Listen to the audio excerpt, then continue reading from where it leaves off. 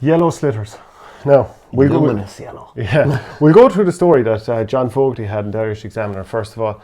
So it's to be replaced, the white slitter, which you have in your hand there, yeah, that's to be replaced by a yellow slitter. Now, I couldn't find a yellow slitter, but I found one of those old Super Balls. It's been some crack with the old Derby ball back in the day. But you know when you'd hit that about, and it was anyway windy, should go off anyway. Yeah. Now I'd be fairly accurate at the same thing. No, I'd say you've done a toe. That was all the reason. That was the reasons why, like, your free kick. It didn't go where I wanted to. The wind took it. So an exhaustive 8-year process apparently, like that's with DCU. They spent 8 years basically practicing and testing. So John Fogarty spoke with Pat Daly, who's the GA Director of Games Development, and so rigorous testing, and the idea is that it'd be ready for market in March. But they weren't fully convinced on it, and look, it's coming in. That's the main point here.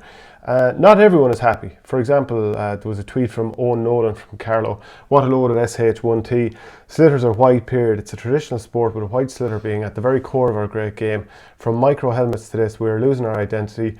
Give me an old style Cooper and a white slitter every day. Man, that's from my own heart. Yeah. Like if you're asking me, right, I couldn't care less if the ball is pink, white, blue, I don't care. The reason why I'm happy enough to move away from white is how many times have we those situations where they show a slow-mo replay and they're wondering, did that go over the bar or not? And there's a white ball against a white post, slow-mo, indistinguishable.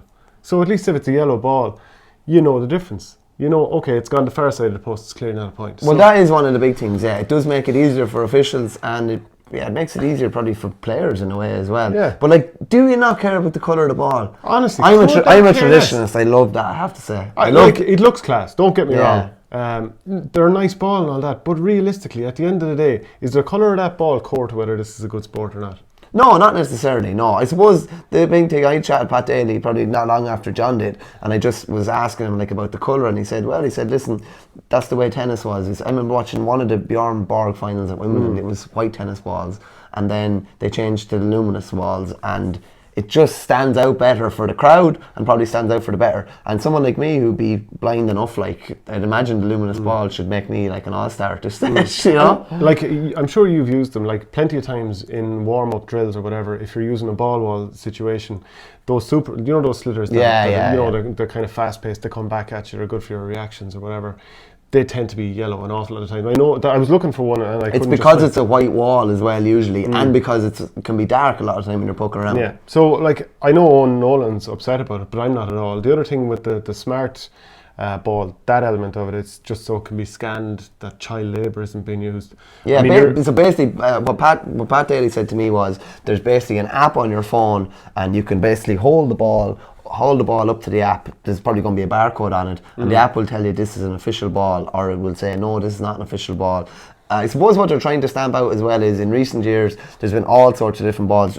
Like this is the Owen Kelly slitter ball, so that's probably been, I wouldn't say that's been made in Ireland anyway. So like, and there's so many different it's so many variables with all the different balls. They travel differently. Like remember the old Nori will say like the rims in the Nori be 2 or 3 times bigger than that. Cut the fingers off. Yeah, so like the balls are so different even from club to club. You might want to use these in Coola, we might want to use an O'Mara ball in Burr, or a club ball that we have ourselves. There could be a 10-metre difference in the strike, there could be difference in the bounce of it. So I suppose what Pat Daly said to me was he didn't want the integrity of the game being compromised. So they think this will help as well, because a ball will actually have to be official. He was saying that balls are carrying official stamps that aren't official. Does that mean that teams at their own training sessions will have to have one? Because you know the way, like, you could show up at Croke Park, Nolan Park, wherever, and you show up with 100 balls that your team is using in the warm-up. Does that mean that therefore all of those have, in case they somehow end up in the match? Yeah, they'd probably be trying. Like, I presume that it won't get to that stage next year, I'd say, when they're being introduced. But in time, I'd say they'll probably all be that way. And does that mean that the cost of slitters in general are probably going to fly up now, because they're going to be more standardised, there's going to be more checks, there's a smart code, all these things cost extra money. And like within that, of course, I'm not inferring that child labour in any way should be exploited, obviously not. But I'm just wondering, for every team, and I'm talking club and county up and down the country, does that mean it's going to be more expensive? Because slitters are expensive anyway. They are, yeah. What Pat Daly was saying was, I think they're going to market it at €10 or less. That's how much the ball is going to cost. They're about 6 at the moment. I could be wildly wrong. I don't think O'Neill's is still more than that. I think O'Neill's when you buy in bulk, the guts of 10. But yeah, you don't buy in general. Not too many people will buy one slitter. But he was saying, or he kind of mentioned to John, he actually didn't say it to me, that if they can put it on the lower scale, so if it's €9, we'll just say, the chances of like rogue balls coming into play would decrease, shall we say. Whereas if it's €15 or something like that, then people are just going to make balls for half that price. So that was one of the things. Yeah, it'll be interesting to see.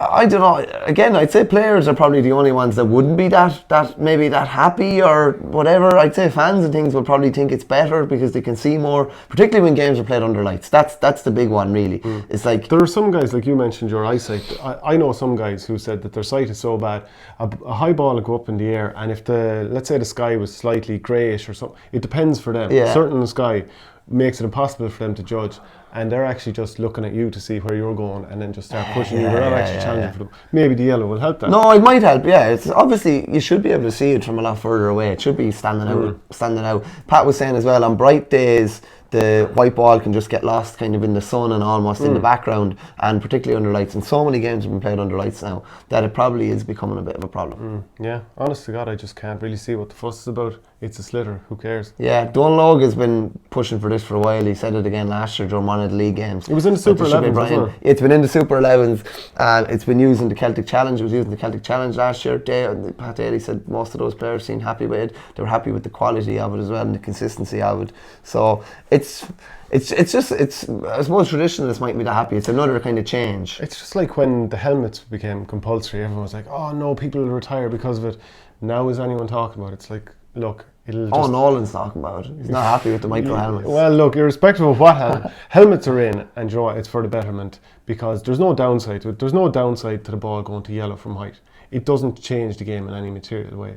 But there are upsides, and once people get over this whole traditionalist idea, then it's nothing but positive. Or at the very least, it's just a negligible. But the GAA is based on tradition. It is, yeah, but like we love a good tradition. We do, yeah. But do you think the first ever slitter was white? No, it would have been a ball valve twine that probably would have been off-white or brown or something. Yeah, probably. And imagine the state of it after a few months. Yeah, but then bits. Yeah, probably. The old turf, one of the old turf maul balls. No. Oh wait, no, was that the ones it was like pulling apart a tea bag or something like that? As in, like, let's say a wet tea bag and it just fell apart in your hands. No, you're really showing like that you're living up in the country too long. It was basically this ball, and it was just basically compacted turf maul inside it. That's basically what it was. Turf maul, like. So what we were doing, when you cut it open, what was it like? Turf maul. Did it fall apart? No, but if you took a knife to that, like that little bits of like turf maul would just start falling apart. Yeah, you haven't been on the bog in far too long. No, I used to go up to the bog of Allen with the old lad. Oh, it was horrible. I presume you're good at turning turf, are you? I think turf and doing turf during the summer is unbelievably good for everybody. I think everybody should spend a week out in the bog. Yeah, but it's not good brings for your it back head down to earth. It's the most boring thing. It's outside, clearing your head, You're outside, turning this, turf, footing turf, these endless rows of turf. Heaping turf. Turning turf is putting it into bags is brutal. St. Rhinus actually, one of our neighbouring clubs, did a fundraiser where they went out, and whoever won the prize, they went out and did all their turf in an evening. Do you know what? That's not bad. It's good team bonding. That's getting rid of a lot of hardship there. Right.